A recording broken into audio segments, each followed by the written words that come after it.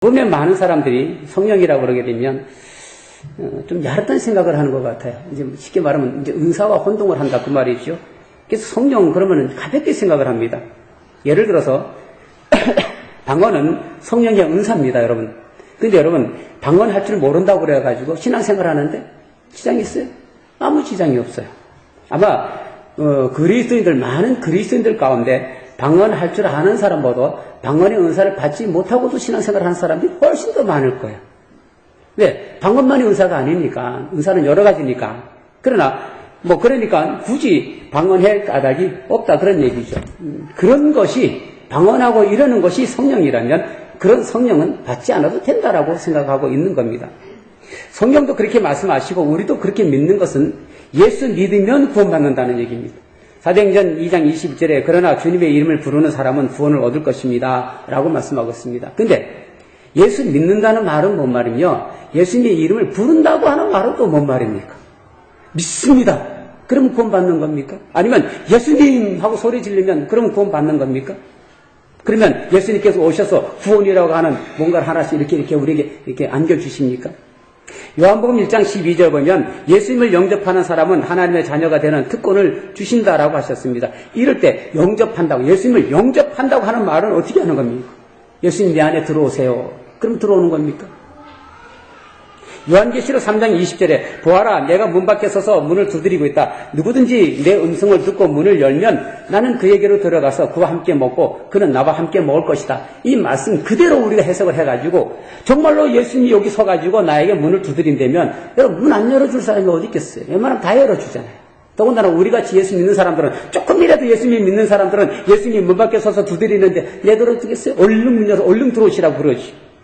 근데 어떻게 들어오신다는 거예요? 어떻게 우리가 예수님을 영접할 수 있겠습니까? 성경은 이렇게 얘기합니다. 예수님은 죽음에서 부활하시고 부활하시고 난 뒤에 어떻게 하셨어요? 승천하셨어요. 하늘로 올라가셨어요. 이 땅에 안 계셔요. 근데 우리가 어떻게 이 땅에 안 계시면 예수님을 영접한단 말입니까? 분명히 요한복음 14장에 예수님은 당신께서 아버지께로 가신다고 말씀하셨어요. 제자들이 어디둥절한 거예요. 도대체 이분이 어디로 가신단 말이냐? 그럼 우리는 어떻게 된다는 말이냐? 그렇게 고민하는 제자들에게 예수님이 이렇게 말씀하십니다. 그러나 보혜사 곧 아버지께서 내 이름으로 보내실 성령께서 너에게 모든 것을 가르쳐 주실 것이며 또 내가 너에게 말한 모든 것을 생각나게 할 것이다. 그렇게 말씀하셨어요. 예수님은 죽으셨다가 다시 살아나셔서 하늘로 올라가신답니다. 그리고 그 대신에 성령을 우리들에게 보내주시겠다고 말씀하고 있습니다. 그럼 이 성령은 누굽니까?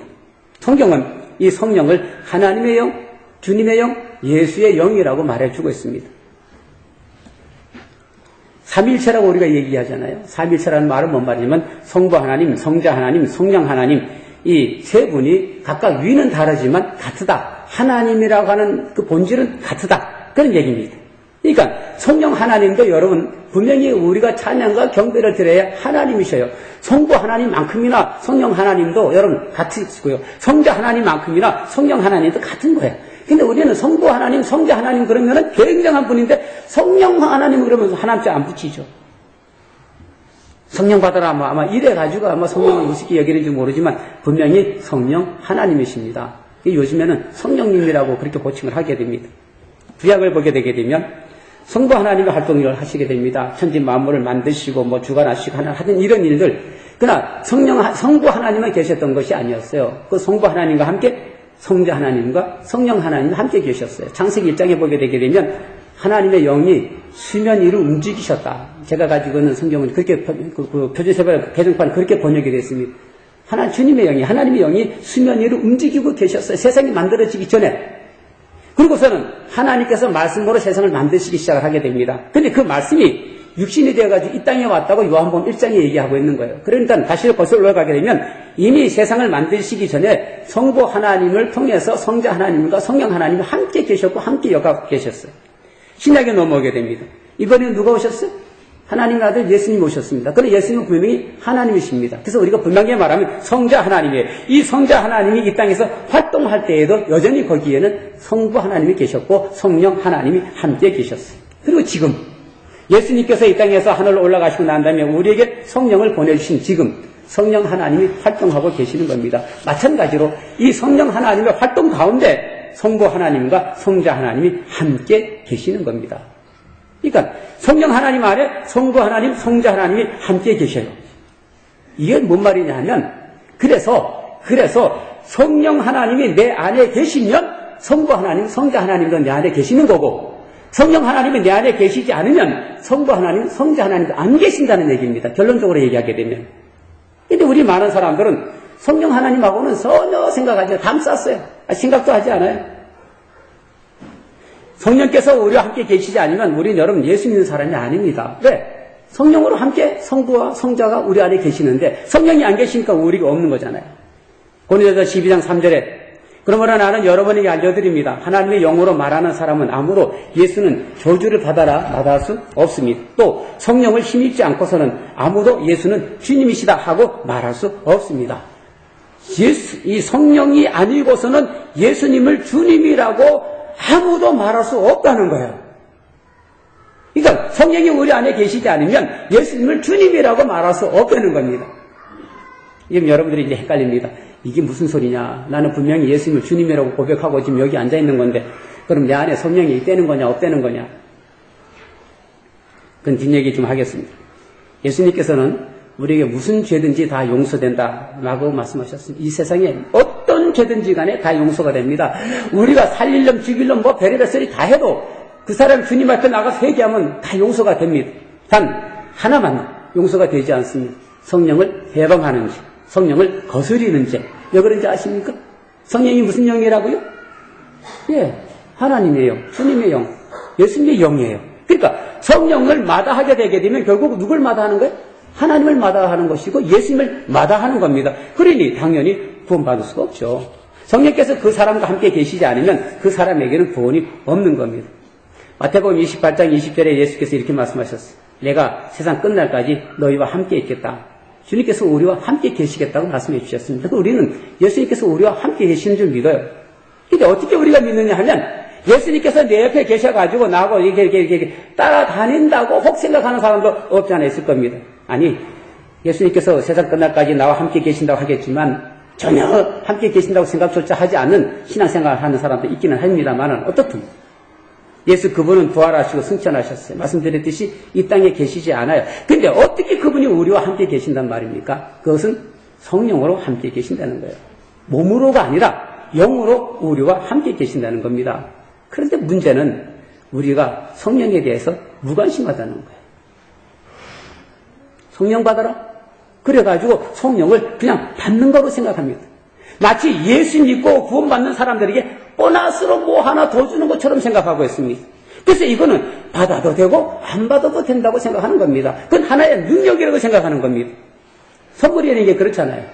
주면 받는 거고 안 주면 안 받는 거잖아요. 우리가 쫓아다니면서 왜 나한테 선물 안 주느냐고 그럴 수 없잖아요. 또 누군가가 나한테 선물 줬는데 나하고 적당하지 않으면 저 사람이 필요할 것 같으면 줄 수도 있고 아니면 버릴 수도 있고 아니면 가만히 보관해 둘 수도 있는 겁니다. 모두들 예수 믿으면 구원 받는다고 믿습니다. 그러면 다 됐다고 생각합니다. 성령 충만함이 없어도 지금 그런 대로 신앙생활 잘하고 있는데 성령은 뭐하러 받으려고 그러느냐라고 생각하는 사람도 있습니다. 성령 충만함이 없어도 살거나 신앙생활 하는데 전혀 지장이 없는데 뭐하러 성령 받겠다고 기도하느냐라고 생각하는 사람도 있는 거 봅니다. 성령께서 주시는 은사도 아마 이렇게 생각하는 것 같아요. 내가 가지고 있는 은사, 재주. 그리고 우리는 그건 일반적인 은사라고 얘기를 하게 됩니다. 이거는 나만 갖는 게 아니라 대부분이 다 가지고 있는 거니까. 그런 것보다 조금 더 특별한 은사 정도로 우리가 생각합니다. 뭐 방언하는 은사, 우리가 쉽게 생각해가지고 병 고치는 은사, 뭐 병 고치는 은사 안 받아가지고 병 안 고치면 되잖아요. 그죠? 방언 은사를 안 주면 안 하면 되잖아요. 내가 지금도 봉사하고 헌신 잘하고 있는데 굳이 다른 은사 받아서 뭐 하겠느냐라고 생각하는 사람도 있습니다. 갈라디아서 5장 22절에 성령의 9가지 열매가 대한 얘기 있습니다. 뭐 있어요? 사랑, 기쁨, 화평, 인내, 친절, 선함, 신실, 온유, 절제 9가지가 있습니다. 자, 이것이 예수 믿는 사람들이 맺어야 할 열매인데 여러분들이 신앙생활 속에서 성령의 9가지를 머릿속에 두고 내가 어떻게 하면 이 열매를 맺을까라고 고민하면서 신앙생활 해본 적이 있으십니까? 야, 성령의 9가지라는 게 있냐? 성경에? 아마 어떤 사람들은 그럴 거예요. 나는 이미 그렇게 살고 있다. 내가 사랑, 기쁨, 화평 다 가지고 있다. 라고 말하는 사람도 있을 것이고, 어떤 사람은 야, 그게 인간으로서 그게 맺어질 수 있는 열매냐? 사랑? 그것도 못하고, 기쁨? 언제나 기뻐, 언제 때는 슬펐는데, 이거는 우리가 죽었다가 깨나도 맺을 수 없는 거다라고 포기하는 사람도 있습니다. 어떻든 이래저래 열매, 성령의 열매에 대해서는 관심도 없고, 성령의 열매라는 것이 있는지도 모르고 신앙생활을 하는 데 있단 말이죠. 그래서 성령의 열매 없이 신앙생활해. 성령의 열매는 없는데, 성령이 없이 성령의 열매는 없는데, 그래도 우리 교회 다니잖아요. 신앙생활 하잖아요. 교인이잖아요. 또 직분이 된 것도 있잖아요. 뭔가 해야 되잖아요. 안 하려니까 교회에서 이렇게 뒤통수 근질거려서 안 할 수가 없잖아요. 그래서 뭔가 하긴 하는데, 그래서 뭔가를 했어요. 그럴 때 맺어지는 열매가 뭔지 아십니까? 맺지 말아야 할 열매들이 맺어지는 겁니다. 음행, 더러움과 방탕과 우상숭배와 마술과 원수맺음과 다툼과 시기와 분냄과 분쟁과 분열, 타당, 질투와 술취함, 흥청망청 먹고 마시는 노름, 그와 같은 것들, 그런 것들이 맺어진다 그 말입니다. 성령의 열매에 관심 없이 성령의 은혜로 따라서 맺어지지 않는, 그럼에도 불구하고 뭔가 우리가 열매를 맺으려고 하게 되면 오히려 맺지 말아야 할 열매들이 맺어진다고 성경은 말씀하고 있는 겁니다. 조금 더 우리가 좀 사실을 좀 보려고 그럽니다. 사도행전 18장 24절부터 25절까지 보면 이런 말씀이 있어요. 그런데 알렉산드리아 태생으로 아볼로라는 유대 사람이 에베소에 왔다. 그는 말을 잘하고 성경에 능통한 사람이었다. 그는 이미 주님의 도를 배워서 알고 있었고 예수에 관한 일을 열심히 말하고 정확하게 가르쳤다. 그렇지만 그는 요한의 세례밖에 알지 못하였다라고 기록하고 있습니다.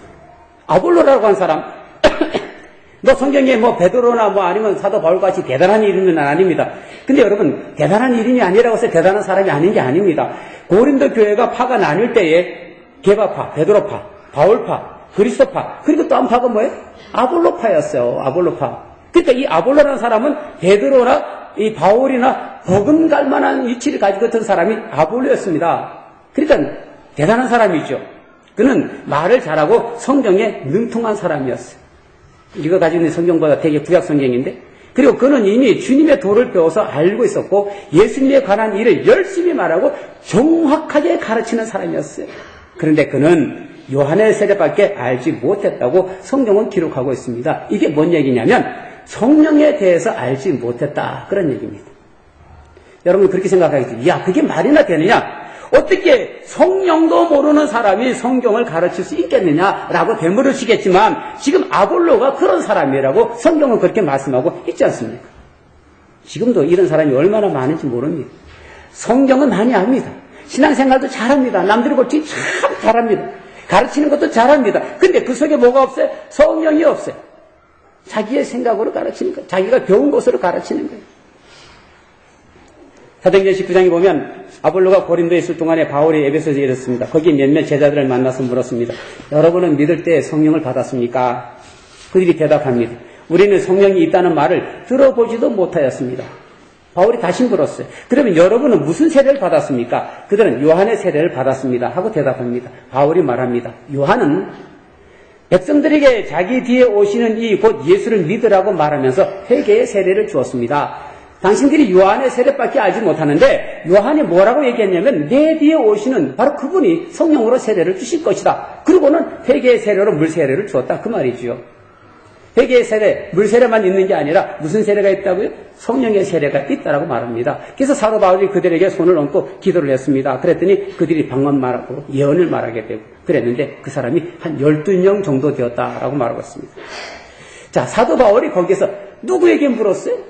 성경은 분명히 이렇게 얘기하고 있어요. 거기서 몇몇 제자들을 만나서 물었다, 이렇게 됐습니다. 몇몇 제자들에게. 제자들이에요. 적어도 이 사람들은 예수 믿는 사람들이에요. 제자들이라고 한 단어를 썼을 때에는 그래도 그냥 우리처럼 이렇게 교회 왔다 갔다 하는 정도가 아니라 그래도 조금 레벨이 높은 사람이었을 거예요. 가르치는 사람이 정도 됐을 거란 말이죠. 그럼에도 불구하고 이 사람들이 성령을 몰랐다는 겁니다. 요한의 세례밖에 모른단 말입니다. 우리요? 저도 음식에 대해서 얼마든지 말할 수 있어요. 때로는 음식 만드는 법을 제가 나름대로 가르칠 수 있어요. 할 줄 아는 건 김치찌개밖에 못하지만. 만드는 방법 알려줄 수 있잖아요. 김치볶음밥도 할 줄 알아요. 하여튼 김치로 하는 건 웬만한 건 해요. 근데 어떻게 먹는 건지, 어떻게 만드는 건지, 어떻게 먹으면 이걸 맛있게 먹는 건지 저 가르칠 수 있어요. 근데 여러분, 그거 먹어보지 않으면 그 맛을 모르는 거예요. 오늘날 많은 성도들이 그래요. 예수님에 관해서는 알아요. 신앙에 대해서도 알아요. 교회가 뭔지 알아요. 그래가지고 뭐 교회가 좀 있으면 그럴 수 있느냐 저럴 수 있느냐 뭐 신앙이 그게 뭐냐면 할 말 다 해요. 문제는 뭐냐 하면 먹어보지 않아서 맛도 모르면서 그것을 이야기하고 그것을 가르치고 있다는 데 문제가 있는 겁니다. 성령을 다른 말로 우리가 능력이라고 합니다. 그것은 하나님의 능력, 주님의 능력입니다. 그것은 세상을 만드시고 섭리하시는 능력입니다. 그런데 그 능력을 우리에게 주셨다고 성경은 기록하고 있습니다. 그런데 여러분, 그 능력은 이렇게 이게 능력이다 그러고 성령이 오셔서 우리에게 이렇게 주신 게 아니에요. 성령 자신이 능력이에요. 사도행전 1장 8절에 그러나 성령이 너희에게 내리시면 너희는 능력을 받고 예루살렘과 온 유다와 사마리아에서 그리고 마침내 땅 끝까지 이르러 내 증인이 될 것이다. 이 말씀 우리 많이 인용을 하고요. 대부분의 많은 사람이 이 말씀을 외워요. 근데 우리가 여기서 두 가지 오해를 하는 것을 봅니다. 우선 하나는 성령이 너희에게 임하시면 너희가 권능, 능력을 받고 그래서 성령이 우리에게 오시면 이걸 이렇게 우리에게 권능을, 능력을 우리에게 이렇게 주신다고 생각하는 거예요. 성령께서 오셔서 우리에게 능력 주시고 가시는 것이 생각하고 있습니다. 아닙니다, 여러분. 성령 자신이 능력입니다. 보면 성령의 사역을 보게 되는데 구약과 신약의 성령 사역의 차이가 조금 있습니다. 구약은 성령께서 보통 외적으로 사람에게 임합니다. 이걸 어떻게 표현하느냐면 하나님의 영이 그 사람에게 임하셔서 그 사람을 감동시켜요. 그래가지고 하나님 일을 하게 해요. 사사기에 보게 되면 주로 주님의 영이 내리시니 또는 주님의 천사가 나타나서 돕거나 아니면 하나님의 말씀을 전해주거든요. 사사기 3장 10절에 주님의 영이 그에게 내리시니 온니엘은 이스라엘의 사사가 되어 전쟁터에 싸우러 나갔다. 어떻게 됐겠어요? 전쟁에서 이겼죠. 기드온에게 천사가 나타납니다. 주님의 천사가 나타나서 주님의 천사가 그에게 말하였다. 그러나 여러분 그 당시에 그 영은 그때뿐이었어요. 전쟁에 이기게 하기 위해서 온니엘에게 하나님의 영을 부어주셔서 온니엘이 그 하나님의 영을 통해서 나가가지고 전쟁에 싸워서 이기고 돌아오게 되면 그 영은 끝나는 거예요. 역할이 끝난단 말이죠. 전쟁에 이기거나 아니면 그때의 문제를 해결하면 그 당시에는 그 영의 활동이 끝나면 끝이었어요. 근데 신약에 들어오게 되면 성령은 언제나 우리 안에 내주하시는 분으로 존재하게 됩니다. 우리 안에 들어오셔서 우리의 생명과 함께 하시는 성령입니다. 고린도서 3장 16절 여러분은 하나님의 성전이며 하나님의 성령이 여러분 안에 거하신다는 것을 알지 못합니까? 그랬어요. 성령은 우리 안에 계시는 분이에요. 우리 안에 언제나 계시는 분입니다. 어느 날 들어오셨다가 어느 날 나가시고 그런 분이 아니란 말이죠. 언제나 우리 안에 계셔요. 세상 끝날까지 항상 우리와 함께 하시는 그분이 성령입니다. 요한복음 20장 22절에 보면 예수님께서 부활하셔서 그날 저녁에 제자들을 만나서 너에게 평화가 있을지어다 라고 말씀하신 다음에 그들에게 제자들에게 숨을 불어넣으시고 말씀하셨어요. 성령 받아라. 어쩌면 이때 제자들은 성령 받은 겁니다. 분명히 예수님께서 그들에게 숨, 생기를 불어넣으면서 말씀하셨어요. 그렇다면 그들은 예수님부터 직접 성령 받은 겁니다. 그런데 사도행전에 보게 되면 예수님이 승천하시기 전에 하신 말씀이 사도행전 1장 4절부터 5절까지 예루살렘을 떠나지 말고 내게서 들은 아버지 약속을 기다려라. 성령 세례를 받을 때까지 기다리라는 거예요. 그렇다면 요한복음에서는 이미 성령이 주어졌는데 사도행전의 성령은 기다리라는 거예요. 받을 때까지. 앞뒤가 뭐가 안 맞는 것 같아. 이건 이렇게 해석할 수 있습니다. 부활하신 밤에 사도들이 체험한 성령은 숨, 호흡으로서 생명으로서의 상징이 되게 되고요. 이 오순절 체험으로 성령 충만한 것은 능력으로 상징되는 겁니다. 다시 말하면 성령의 내주하심과 외적으로 능력 주심을 얘기하는 거예요. 우리 안에 내주하심으로 말미암아 우리로 하여금 예수를 주님이라고 시인하게 하고 그렇게 하는 사람들이 그 구원받은 사람들이 능력 있게 살아가도록 하기 위해서 오순절 때 성령 충만함을 주신 거예요. 예수께서 부활하신 날 밤에 베드로 제자들 다 성령 받았잖아요. 근데 여전히 그들은 마가의 다락방에 숨어 있었잖아요. 두려움에 사로잡혀 있었잖아요. 그런데 그들에게 오순절 성령 충만함을 했을 때 그들은 용감한 사람들이 됐어요. 담대한 사람들이 됐어요. 마가의 다락방에 문을 박차고 나가서 예수 그리스도를 전하는 사람들이 됐어요. 바뀌어졌어요. 이게 능력이에요. 그렇게 성령께서 우리 안에 생명이 되시고 동시에 우리 밖에 능력이 되는 겁니다. 내 안에 성령은 내 밖에 성령에 대한 근거가 되지요. 왜? 내 안에 성령이 없으면 내 바깥에 성령의 역사는 안 나타나니까. 대신 내 안에 성령이 계신다면 내 바깥에 성령의 역사가 나타나는 겁니다. 그래서 우리가 이걸 가지고 성령의 내주하심과 역사하심이라고 그렇게 이야기하는 겁니다.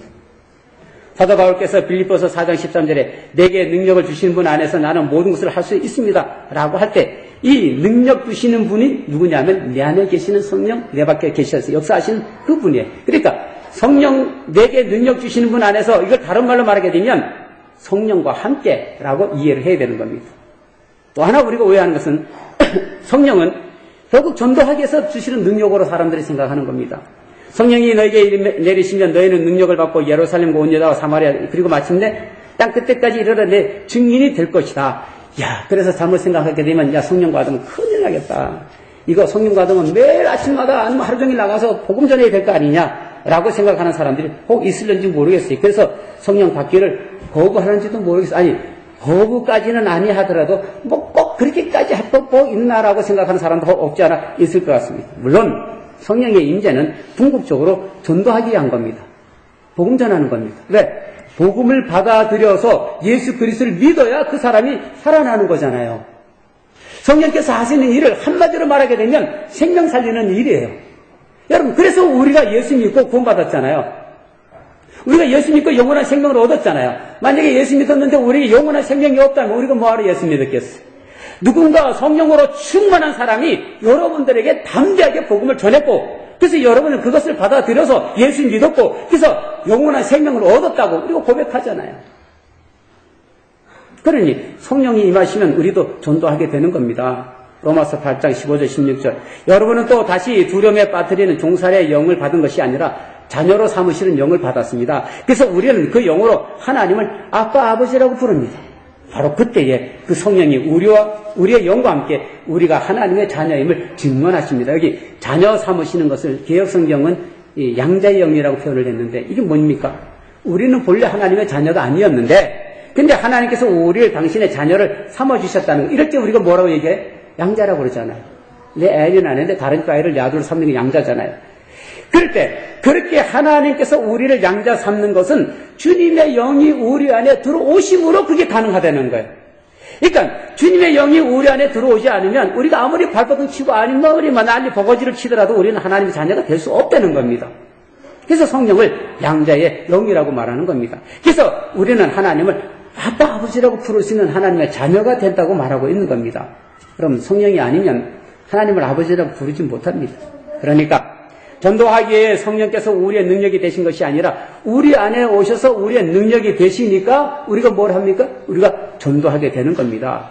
그렇다면 성령 받은 우리는 언제나 생명 살리는 일이 돼야 되지요. 그래서 성령 충만해지니까 베드로가 나가서 전도하기 시작합니다. 복음 전하기 시작합니다. 방금 전만 하더라도 그들은 유대 사람이 무서워서 마가의 다락방에 숨어 있었던 사람이에요. 요한복음 20장 19절. 그날 곧 주간의 첫날 저녁에 제자들은 유대 사람들이 무서워서 문을 모두 닫아 걸고 있었다. 그런 사람들이 이제는 달라졌어요. 바깥으로 나갔어요.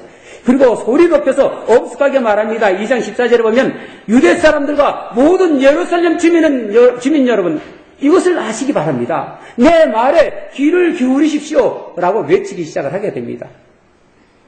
사람들이 이 사람들 보고 저거 술 취한 거 아니냐라고 얘기하는 사람도 있었어요. 근데 개역성경은 제3시, 그 다시 바꿔 말하게 되면 아침 오전 9시인데 오전 9시에 술 취한 사람이 어디 있느냐라고 베드로가 말하면서 이것은 하나님께서 약속하신 예언자를 통해서 말씀하신 성령이 우리에게 임하게 된 거다라고 말하고 있습니다. 마지막 날에 나는 내 영을 모든 사람에게 부어주겠다. 너희의 아들들과 너희의 딸들은 예언을 하고 너희의 젊은이들은 환상을 보고 너희의 늙은이들은 꿈을 꿀 것이다. 그날에 나는 내 영을 내 남종과 내 여종에게도 부어주겠으니 그들도 예언할 것이다. 또 나는 위로 하늘에 놀라운 일을 나타내고 아래로 땅에 징조를 나타낼 것이니 곧 피와 불과 자욱한 연기다. 주님의 크고 영화로운 날이 오기 전에 해는 변해서 어둠이 되고 달은 변해서 피가 될 것이다. 그러나 주님의 이름을 부르는 사람은 구원을 얻을 것이다. 요엘서 2장 28절 32절까지 말씀입니다. 요엘은 기원전 830년 전의 사람입니다. 예수님이 오시기 전 830년 전에 하나님께서 요엘을 통해서 미리 예언하신 말씀이었는데 그것이 오늘 오순절 그날에 이루어졌다 그 말이지요. 그러니까 성령이 임하시는 것은 하나님의 계획에 따라서 이루어진 거예요. 이것은 우연히 된 것이 아니고요. 그것은 반드시 그렇게 되어질 하나님의 계획이었어요. 이거 다시 말하게 되면 우리는 반드시 성령 받아야 된다는 겁니다. 그저 교회에 다니다가 어느 날 우연히 주시면 받는 거고 안 주시면 할 수 없는 그게 아니라는 겁니다. 예수 믿기 위해서 또 예수 믿는다면 반드시 하셔야 할 분이 성령의 역사란 말입니다. 여기 마지막 날을 얘기했어요. 언제가 마지막 날이에요? 예수님께서 아기 예수로 탄생하셨던 초림 그때부터 예수님께서 심판주로 오실 재림 이 사이를 마지막 날이라 그렇게 얘기합니다. 우리는 지금 마지막 날을 살아가고 있는 사람이에요. 그러니까 마지막 날을 살아가고 있는 우리들에게 중요한 게 뭐냐면 주님의 영이에요. 성령이에요. 또 여기 우리가 주의할 것은 모든 사람이라고 하는 단어입니다. 이 모든 사람이라는 말은 신분이나 지위에 상관없는 뭐 성별, 인종, 연령, 빈부, 귀천 그런 것에 상관없다는 그런 얘기지 아무나라고 하는 얘기는 아닙니다, 여러분. 베드로의 설교를 들은 사람들이 형제들이 우리가 어떻게 하면 좋겠습니까? 라고 물었습니다. 그래서 베드로가 말합니다. 회개하십시오. 그리고 각 사람은 예수 그리스도의 이름으로 세례를 받고 죄의 용서를 받으십시오. 그리하면 성령을 선물로 받을 것입니다. 누구든지 성령 받을 수 있습니다. 누구든지 회개하고 그리고 예수 그리스도의 이름으로 세례를 받고 죄의 용서를 받으면 그러면 성령을 선물로 받게 됩니다. 특별한 사람에게만 성령이 임하는 게 아닙니다. 누구에게나 임합니다. 집안의 어른이라고 말하는 이 늙은이 그리고 청년 그리고 어린 아이까지도 여러분 성령 임하게 됩니다. 다시 말하면 아주 나이가 많은 어른부터 시작해가지고 청년에 이르기까지 어린 아이에 이르기까지 그리고 그 집에서 일하는 노예같이 일하는 남종 여종 이 모두에게도 성령 주시겠다고 약속하십니다. 왜 그렇습니까? 성령으로 말미암아 예수를 주님이라고 고백하기 때문에 그래요. 성령을 그들에게 부어주지 않으면 아무리 예수님에 대한 얘기해도 그들이 예수님을 주님이라고 고백할 수가 없어요. 또 성령으로 그들에게 부어주지 않으면 능력 있는 그리스도인으로서 사역을 감당할 수가 없어요. 그러니까 누구에게든지 간에 성령을 부어주는 겁니다. 사랑하는 성도 여러분, 성령은 각 사람에게 내리셨다고 기록하고 있습니다. 이건 내게 내리셔야 돼요. 내게 성령이 임하지 않으면 아무 소용이 없습니다. 뭐 우리 교회에 뭐 성령 충만한 사람이 몇 명이나 된다 이렇게 따져봐야 아무런 의미가 없어요. 내가 성령으로 충만하지 않으면 안 돼. 이미 성령께서 함께 하신다고 약속해 주셨습니다. 아직 예수님께서 활동하시기도 전에 세례자 요한은 나는 너희를 회개시키려고 물로 세례를 준다. 내 뒤에 오시는 분은 나보다 더 능력이 있는 분이다. 나는 그의 신을 들고 다닐 자격조차 없다. 그는 너희에게 성령과 불로 세례를 주실 것이다. 라고 말씀해 주셨고 요한복음 3장에서 예수님은 누구든지 다시 나지 않으면 하나님 나라를 볼 수 없다라고 말씀하시면서 내가 진정으로 너희에게 말한다. 누구든지 물과 성령으로 나지 아니하면 하나님 나라에 들어갈 수 없다라고 분명히 선언하셨습니다. 그래서 성령 충만한 베드로는 자신이 무서워했던 그 유대 사람들과 예루살렘 주민들을 향해서 외칩니다. 그러므로 이스라엘 온 집안을 확실히 알아두십시오. 하나님께서는 여러분이 십자가에 못 박은 이 예수를 주님과 그리스도가 되게 하셨습니다. 복음이었습니다. 복음을 선포했습니다. 그래서 그날에 많은 사람들이 이 복음을 받아들이고 예수를 믿게 되었다고 성경은 기록하고 있습니다.